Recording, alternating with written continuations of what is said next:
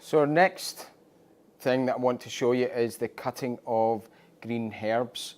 We've got two herbs here that we're going to look at. One is chives and one is flat parsley. They're both cut slightly different, and some people make the mistake with flat parsley is they chop it. What we're actually going to do is slice it or even shred it. So this parsley's been washed, and all I want to do is just pick the leaves off the stalks.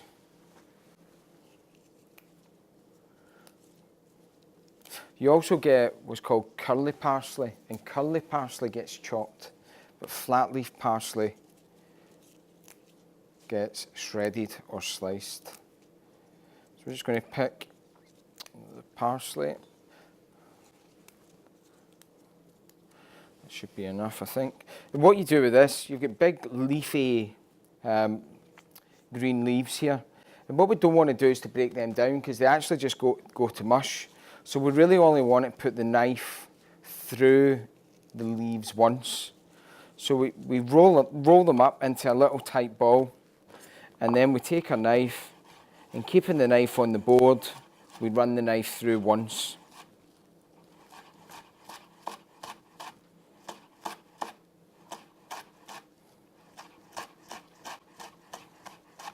And you get a lovely shredded,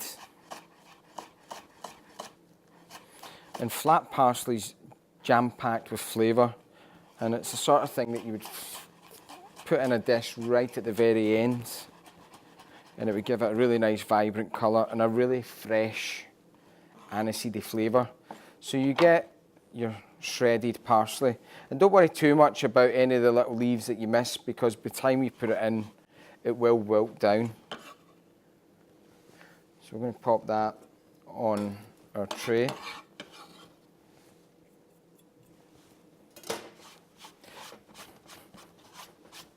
The next thing I want to show you is chopped chives. And again, I have seen in the past where some people will actually chop chives the same way they would curly parsley. So what you want to do is just take a manageable amount and then bunch them tightly together.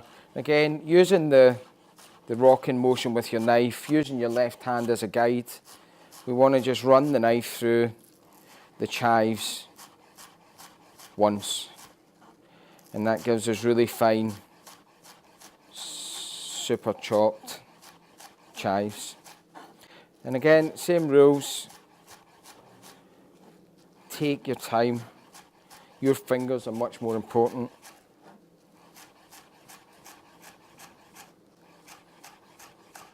So we're looking at our setup again. Knives on the right hand side. 3 to 4 centimetre gap between the board and the edge of the table. If you're left-handed, it's just the opposite way around. But what I would suggest, if you are left-handed, you try and work beside another person who's left-handed as well, so that your hands aren't, or your elbows aren't banging into each other when you're working. So all the way down to the end. And we'll get super fine, chopped once chives.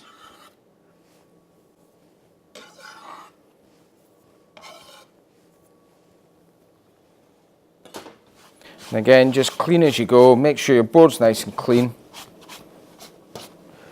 And that's flat leaf parsley and finely chopped chives.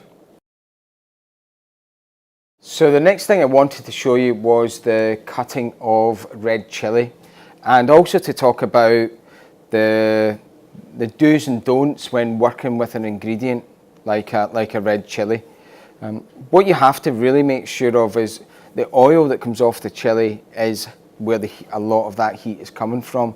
So you have to be really careful that you wash your hands after you have worked with chilies. Make sure you don't scratch your face or poke your eye or pick your nose, because you will be in trouble. So make sure you wash your hands before and after. So we've got a few red chilies here. They have been washed. The first thing we want to do is just the top and tail. Put that in there. And then we want to half the chilli. So we want to finely dice this. So we're kind of looking at the best shape that's going to give us the flattest surface. So you can see it's kind of flat that way. So we're going to cut it through into 2 halves. For this particular cut that we're looking for as a fine dice, we really want to have it fairly neat and tidy. And I'll show you another cut with chili in a wee sec that works for many other things. But for this one, we want to use our knife skills to make it look as neat as we can. So we take out the pith and the seeds. And again, with the pith and seeds, if the chili is hot, everything's hot. You know, the flesh, the pith, the seeds, the oil. But sometimes these chilies can be relatively mild as well, so it's quite hard to tell. So we've topped and tailed, we've removed the pith and the seeds. We now want to cut these into manageable sizes because I think it's too long to get a good cut. So I'm going to half them. And then cut into thin strips. And then those thin strips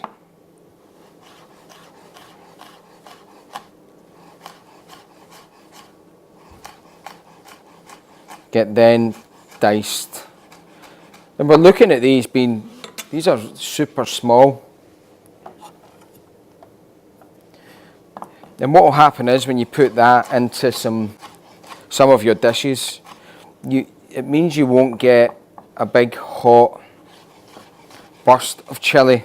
And sometimes you do want that in a dish, but if you were to dice it like this, again, it can go through a dressing, it can go through a salad raw, and every now and again it's just going to give you that highlight. But again, word of warning, don't scratch your face, poke your ear, because the chili oil will cause you some pain.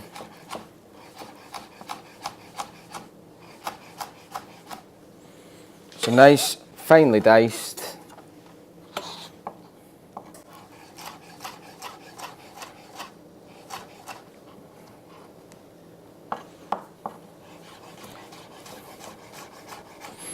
Again, always remember the way you work.